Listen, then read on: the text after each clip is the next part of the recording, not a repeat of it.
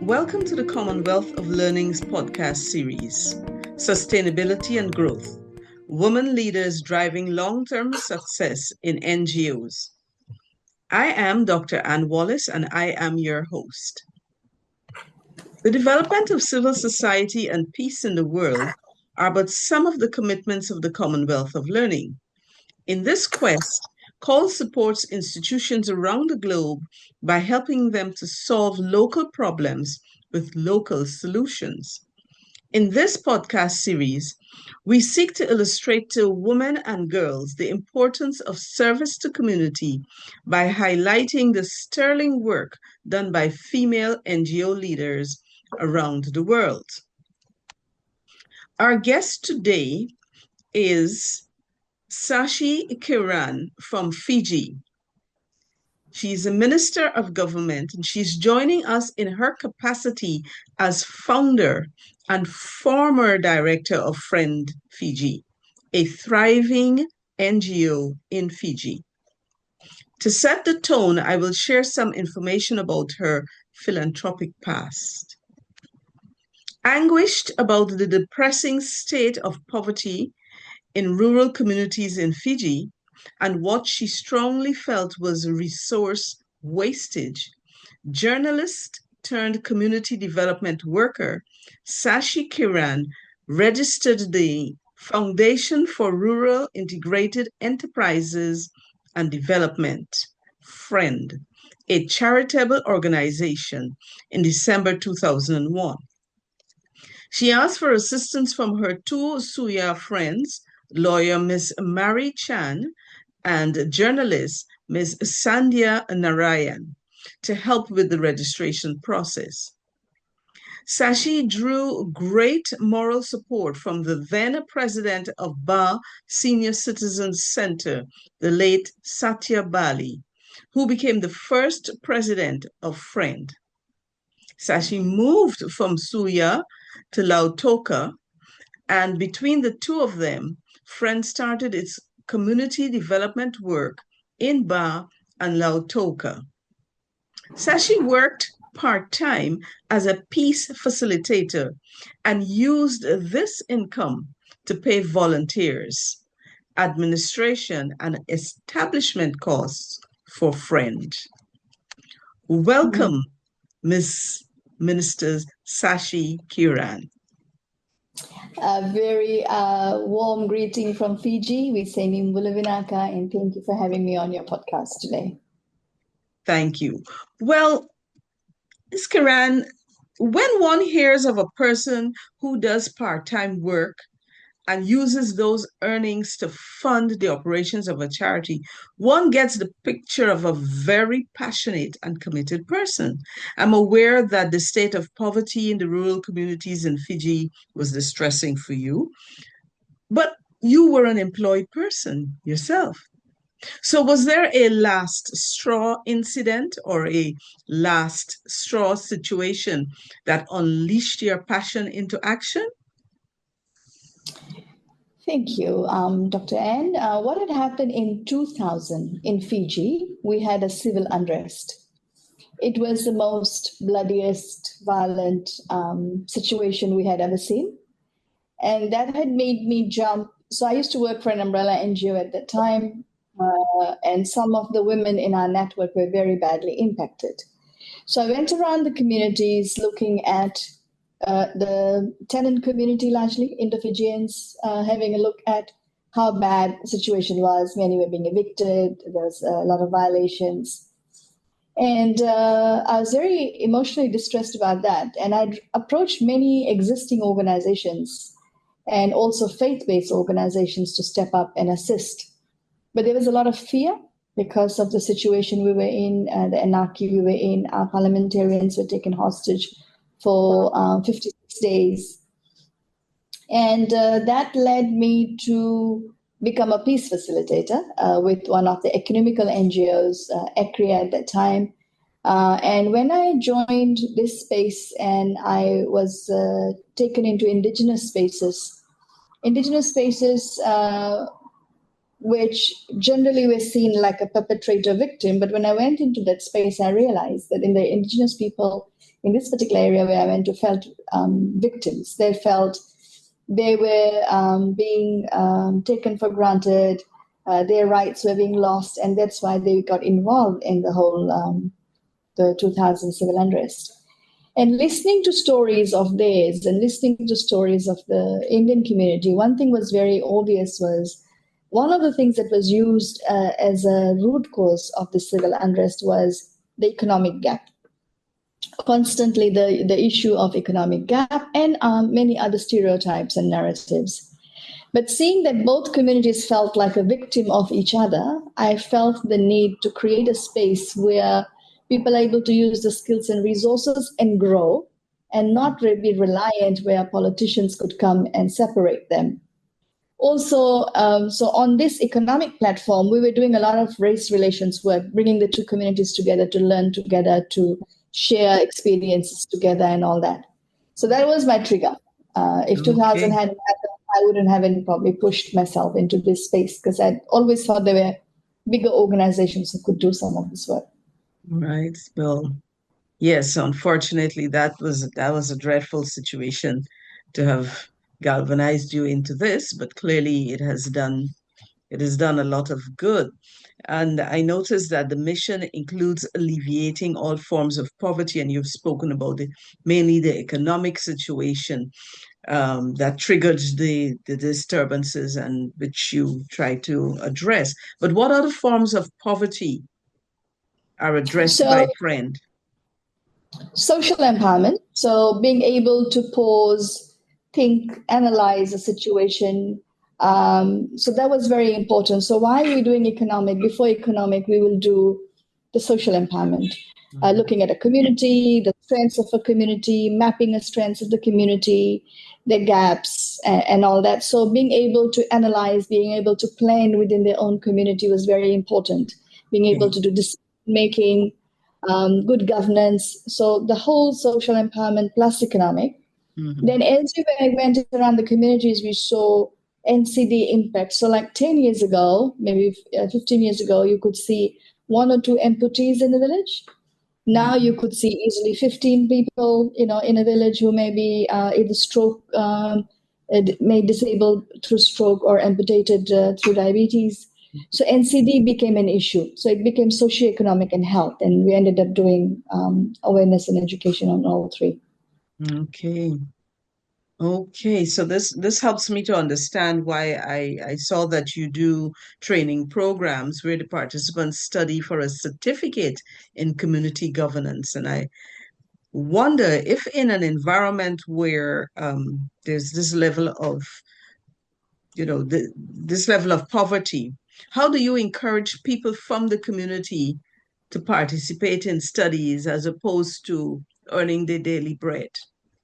How do you get them So to come to study? So Fiji is in a very blessed space compared to many other parts of the world. We have resources, we have skills, we have the oceans, we have the rivers. It's more about utilizing and being able to see sense in it. So it goes parallel. There's Mhm. income generation programs, there's grants given for income generation setups. And that means that they have to go through learning for income generation programs, skills building, financial literacy, being able to plan and budget, and Okay. together with that, the health. So any program that friend would do, there would be a health component. There'll be some demonstrations on cooking. There'll be Mhm. demonstrations on a good backyard gardening. So while you have your life together, it's Mhm. important to garden for your family. It's important to cook healthy. And if you Mhm. see friend now, we have there's a restaurant there. There's a cooking demonstration there. There's a whole training, a whole facility. There's a production facility. So people, when they come there, are able to see and get empowered by lots of Okay. different things. Okay. So it's definitely worth the while to do the training. Very good. Now, the program includes a number of tools for community development, and you've explained it, several already in this short time we've been speaking. And you've also explained the genesis of Friend, which perhaps helps me a little bit to understand something I saw. that caught my attention, and it was a tool for healing of heart wounds. Could you explain to us what that is? Yes. So 2000 civil unrest once again. During that period, I did a lot of work around trauma healing and learned a lot about peace. And when we go into communities, and especially, so there are tensions. The two major communities, all communities have had their challenges, but two major communities are very different. Whereas in the Indo-Fijian community, it's easier to speak about some of the things that in the indigenous community wasn't so. So we have created, we learned from Eastern Mennonite University, and we had created there was a manual where our community facilitators would work with the village or elders or intergeneration and take them through a process of feeling, and it's not easy for people to express. So it's like a systematic process where after 2 or 3 days, people are beginning to talk about their own hurts or how they've hurt somebody else and take Mm, responsibility for it. And it was an amazing process. It only when people are comfortable and when they requested for it, it would happen. mhm. And some of the communities we saw, men said in a couple of days' time, they went and apologized to their wives for the hurts that they had done. Okay. Then they'll follow up and monitoring, and the wives would say how much their men have changed because they saw this process of healing, looking within themselves, Mhm. and the harm they do to others. So we've done it in whole communities, with individuals, with street dwellers, with ex-offenders. We were working with the prisoners as well. So people get wounded, heart wounded, and they react. And then these heart wound we keep transferring to our children, and and intergenerationally. There's so much trauma. Also, it's important for us to pause and reflect on it. Because of the epigenetics, we keep changing our whole genome because Mm. of the trauma we carry. So I have a lot of faith in that program. We haven't done it like a nationwide. It was very selected, but I think that program should be done by anybody. I mean, in all parts of the world, actually. Yes, I love the sound of that. The name alone and what you've explained is something that I imagine, given the state of the world today with all the wars and so on, it is a program that would be useful. Friend Fiji has come a long way from when you started funding the volunteers out of your personal pocket. So much so that the level of activity of the NGO requires skilled personnel. And I've heard about, you mentioned the training that you do, but I wonder if the staff recruitment is purely from local resources, or is there reliance on external expertise? 100% local.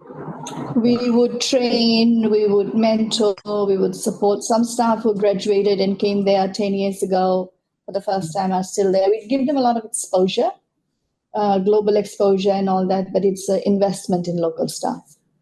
Oh, that's excellent. Well, you've also talked about the kind of education you give. I take it is financial and it's administrative skills, along with the other service providing skills that you train them in. And I just wonder if someone were interested in setting up an NGO with a view to growing it like Friend Fiji has grown, would you say to them that having sound financial literacy and administrative skills are imperative? Very important. It's very important not only to have financial management skills, but how to survive on a day to day basis. Because when you start an NGO, nobody has faith in you. And especially when you start something like Friend, which is very abstract. I mean, who talks about socioeconomic health empowerment? People were very 22, 3 years ago, Mm-hmm. people were more used to Red Cross, like a charity. They were not used to an abstract like this. So Right. very difficult. And Mm-hmm. even though I knew donors well, nobody would fund it until you can Mm-hmm. show 3 to 5 years of audited accounts. nobody would fund you. So that's why we had to be very enterprising. I had to use money from our pocket. We had to generate income. We were making things and selling it by the roadside. Mm-hmm. So it needs a different level of perseverance, especially if you're running a not-for-profit to make it work. And Yeah. even for people to trust you and give you donation, it's imperative to have very clean above the border books. Because what happened with me, for example, um, I could give you 20 years of audited accounts, very very clean to make sure. Mm-hmm. And even though I may purchase things and give it in the organization, I will never take anything free from there. Even vegetables we grow in the garden, you always pay for it. So creating Mm-hmm. a culture of Yes. accountability was very very Transparency. important, and Excellent. also making sure that the different programs, acquittals, and all that are very clean. Mm-hmm. Okay. That's very good. That is certainly something to be emulated by other NGOs. Now, the work of an NGO in community development is usually supplemental to that of governments all around the world. And in some cases, it actually fills the gaps left by government. However, Yeah. in this case, from my research, I'm aware that Friend Fiji has partnerships, and I know that, well, you, of course, yourself, you are a government minister. And this suggests that you have a positive relationship and an environment of collaboration. Would you say that NGOs should seek to align their services and activities with the goals of the government of the country that they're serving in?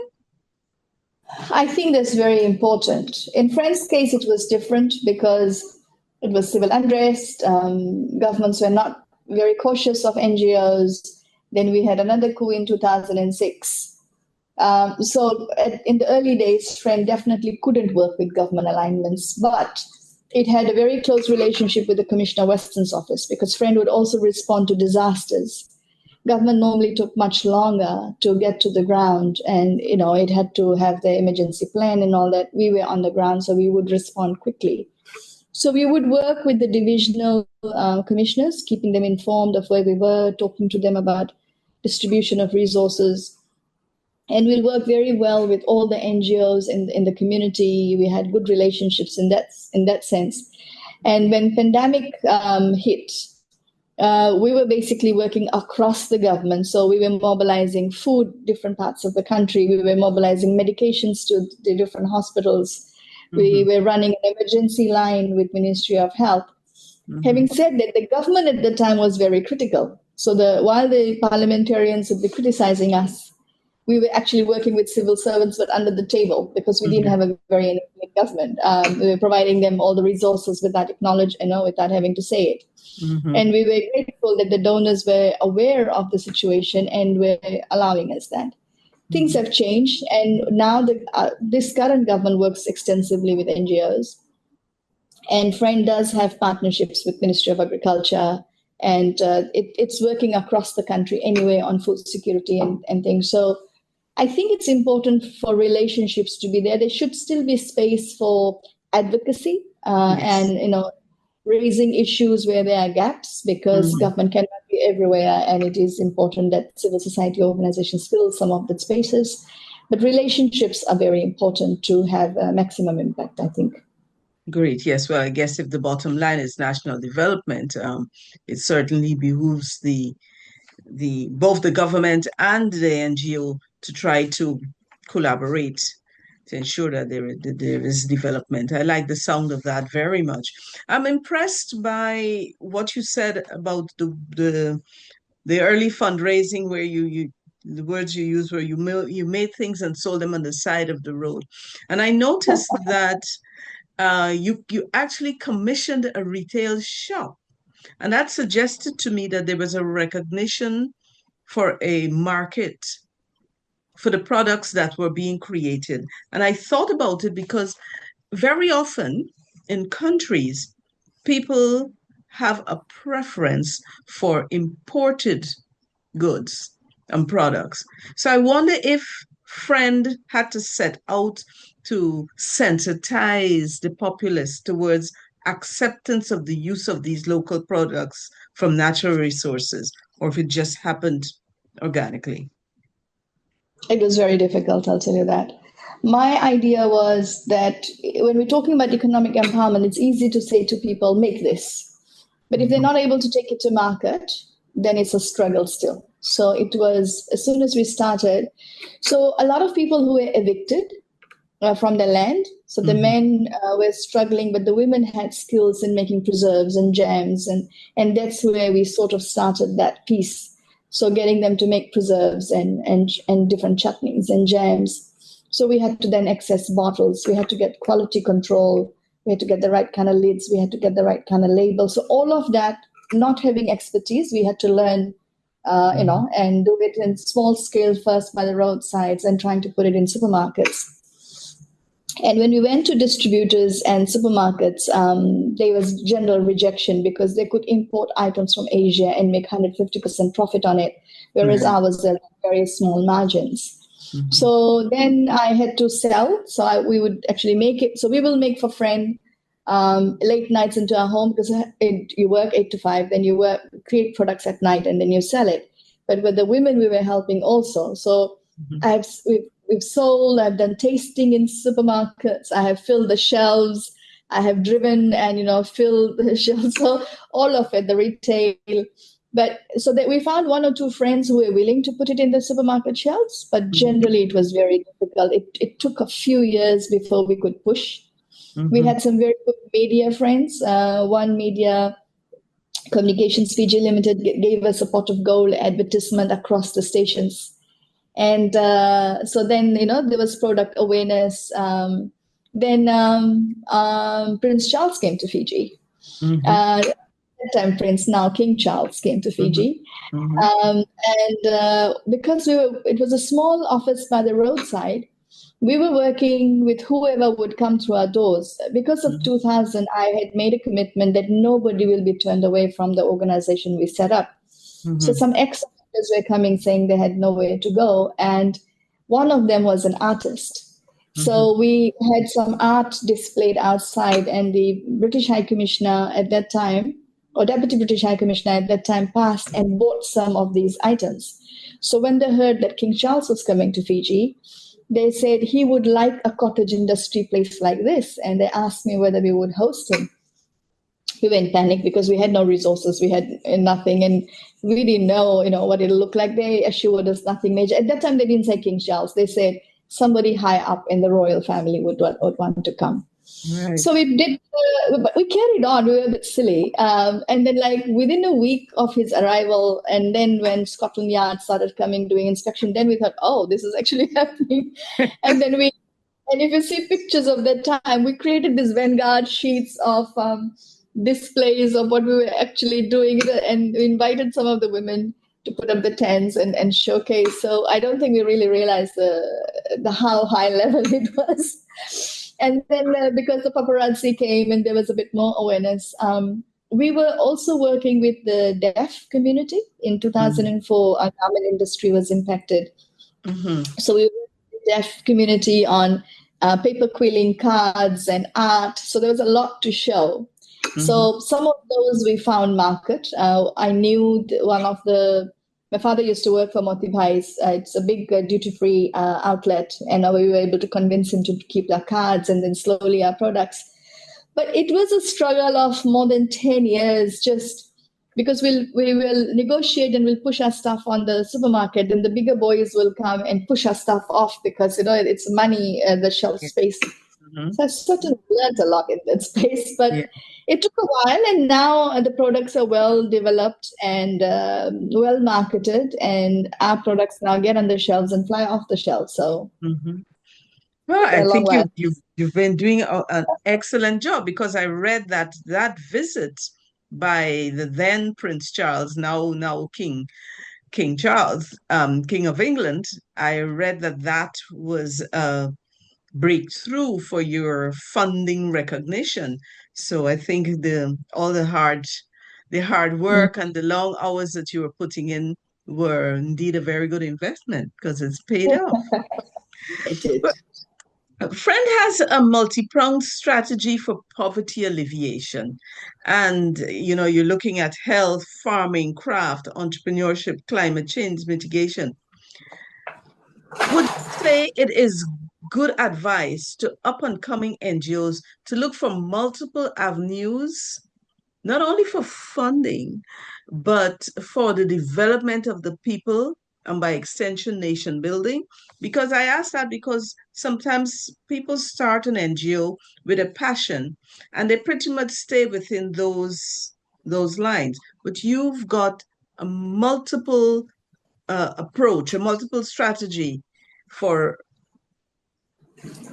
providing service and for raising funds. Would you recommend that as a good approach to an up and coming NGO? It's always good to have multiple approach. It's always good to have multiple funding streams. But the reason I was doing it is because poverty is not just product development.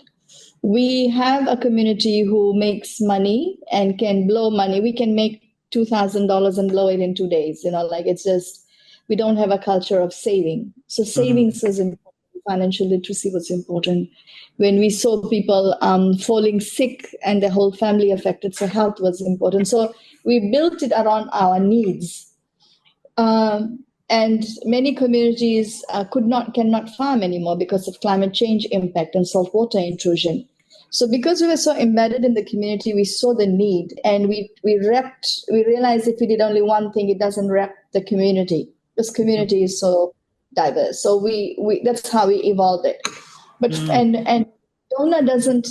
But for funding, it is important to look at a problem holistically and being able to use the language holistically. Mhm. Now, if you'll see, friend, our programs have been changed over the 20 years. That means we still would do financial literacy, we still do budgeting, we still do different economic empowerment change in the sense what's the need now, what's the resource now. So products kept developing, but overall the program remains same. But the donor language changes. Mhm. So the first 3 years of us probably was poverty alleviation, something else. So you should be able to use the language, but be consistent with the work that you do. Because in many NGOs, we see it's very project driven, donor Yes. driven, project ends, donor ends, project ends. Then there's no Mhm. sustainability of what you are actually doing in a long term basis. Right, right. Good. Yes, indeed. I've heard others say the same thing, that you really need to have a number of avenues to draw on and services to deliver. Tell me, is there a female focus in staff selection at Friend? It's 100% female, not by choice. Oh. But often there's more female than men. We've had, I think currently, I'm not in touch so much, but last I knew there was 100% female. It's just the nature of the work and the way it is. Um, so no, it's generally skill focused, but we always have ended up having more women than men. Mhm.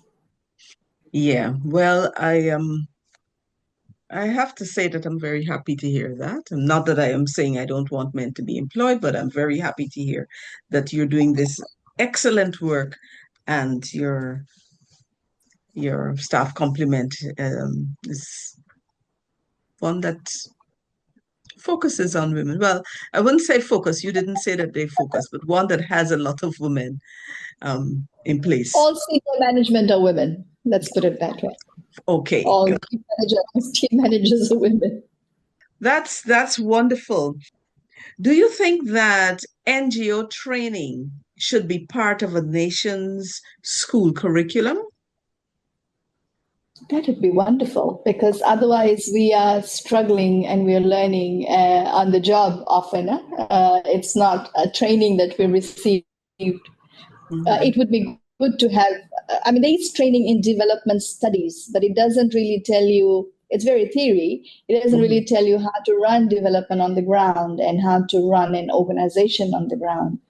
When you work with the private sector, generally there's always a senior, like you sort of learn the management skills along the way. But when you're starting an NGO, you really don't have anything. You're starting from scratch. So that would be great. Yeah. Yeah, well, it's probably something we should be looking at. But I just wonder, you personally have come quite a way from the time when you were paying your spare money out for for development of this organization. And the organization itself has developed tremendously. And I just wonder if you could say, what are your thoughts now when you reflect on it? How deplorable the circumstances were and what has been achieved to date. There is always never enough. I'm sorry. I often used to think when I do reflection, oh, we've only taken one step, it seems, even though it has really reached everywhere. It is in Vanuatu, which is the other island, which is very neglected, and it's in maritime. Its programs have really reached out, but there always seems much more to do. And personally, when I started, it was like in a little cubicle. Then we were able to fundraise and purchase land and then build on this 5-acre land an office, a restaurant, a production facility, a training facility. And as soon as we had built in 2012, Cyclone had come and taken everything away. And at that time, I was like, okay, I had this idea. It happened. Now it can be done, and I'm happy to shut it down until staff came and the communities. And so then we rebuilt ourselves while we were rebuilding the communities. Within a year, we were able to open our office again. It has come a long way, and it has done very innovative things. For example, we have a staple, we have root crops, but we're not making our own flour, our gluten-free flour. We were very dependent on imported. So we worked with each community to develop products. We worked with each area to look at what skills and resources we had. And there's a range of products now, whether it's flour or preserves or honey, and it's still expanding. So I'm very proud of the ladies who are there, the women who've really push themselves every day, because every community is different. So you have to listen to the community to evolve a product. It's not one product you have developed and you're taking it to the communities to just make it. It's always bottom up. And there are some amazing young women leaders who are still pushing ahead. They have opportunity to get other jobs. They are very much in demand because they're very multi-skilled and very driven. But they have chosen to stay with the organization, and some of them for quite a while. So I'm very proud, and I see a lot of hope. And it's a good training ground for people. And it's a hand up. Huh? So if anybody who's struggling can be given a hand up, pulled up, and then they can be connected to the banks and bigger organizations as they go along. So as a grassroots organization and one of the largest, I feel grateful that as difficult as it was started, and as difficult as the going was, there were many supporters who supported along the way for it to have come this far. So very grateful, and I must say, Col was very supportive in evolving some of the training programs for women, and it still does. So very grateful for all the support that we've received over the years. Vinaka. Well, I am sure that those ladies that you are proud of are equally proud of you, because you have done tremendous work with this organization. Sashi Kiran, Minister Sashi Kiran, you're not just a native of Fiji, you are truly a friend of Fiji. Thank you for chatting with me today. Thank you so much for your time, and it has been a time for reflection for me as well. I really appreciate your time, and I hope the learning helps other people as well. And once again, very grateful for Call and what you're doing, the sharing of stories across the world. I hope they would be the sisterhood and sharing and supporting each other to grow as not only as nations, but as the entire world. Vinaka. Thank you. Listeners, we've been speaking with Minister Sashi Kiran, a Minister of Government in Fiji, in her capacity as founder and former leader of Friend Fiji. A leader with unquestionable vision for her country and the development of her people. Thank you for listening. Tune in again when we speak with another dynamic female leader.